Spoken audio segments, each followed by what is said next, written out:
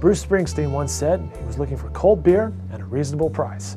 A couple of local guys took on the challenge of a good beer produced locally. I caught up with Coup Ale's general manager, J.D. Merryweather, at their microbrewery. It's located at Northwest 51st off of Western. Their story is 3.5 years in the making, and they plan to have fun with it. We're just hanging out one night at a meeting that the local AIA chapter puts together, and it's called a beer and bull session. It happens on Friday nights, and the idea was there's a big trough of ice, and you bring a six-pack and kind of mix your six-pack in with the other beers, and that's where Mark and I started hanging out, and we're just kind of looking at the beer in there, and we're going, yeah, you know, it's kind of sad that, you know, there's all these beers in here, and nothing's local. There's no real good beer being produced in Oklahoma City specifically, and it's probably a niche market. Oklahoma's got lots of crazy laws that you have to kind of be aware of, and the places that are manufacturing beer right now in Oklahoma are limited to 3.2 because they're a brew pub, and 3.2 beer by Oklahoma law is considered a food product.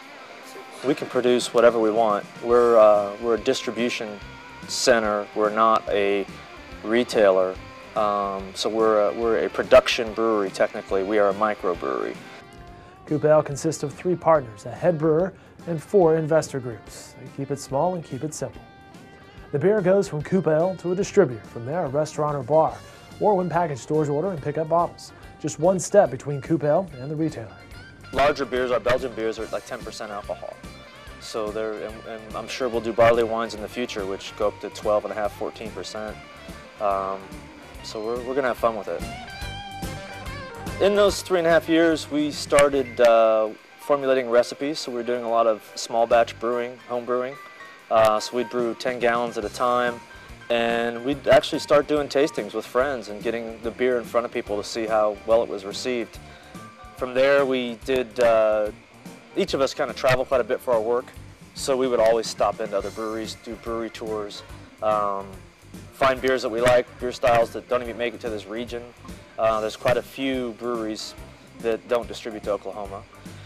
And from there, we put together a formal trip. About 5 of us went to Denver for a 4-day weekend, and we toured about 13 breweries collectively, and went in and used that trip to look at how they started, what beer styles they started with, and what size system they started with, because that's kind of where we were trying to figure out where we need to be a startup in this market and meet the production needs of what we think demand will be.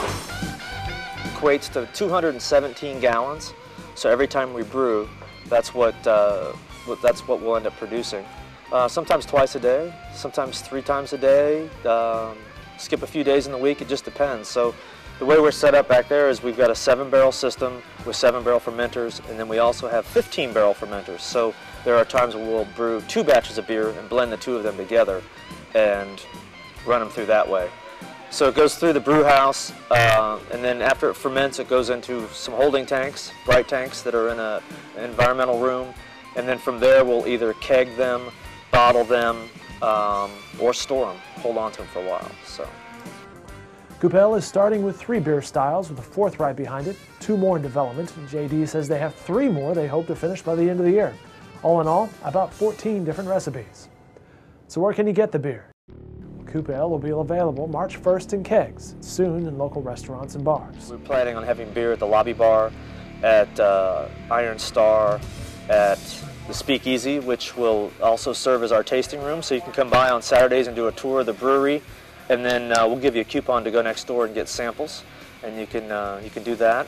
McNally's is on our list, and we're working with quite a few others, Electra Lounge, just all around town. Believe it or not, Coup Ale is running a green operation, putting thought into energy and recycling.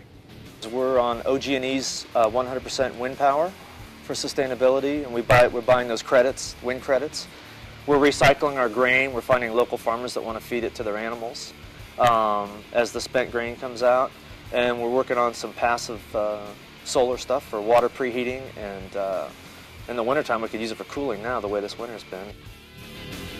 You can also find us on all the social media networks too. We're on Twitter, MySpace, Facebook. We want it to be fun, and we want that to reflect in our beer, in the creativity of our artwork, and we're really concerned about putting out a quality product, something that I'm not saying it hasn't been seen, but it's going to be seen consistently from us. So.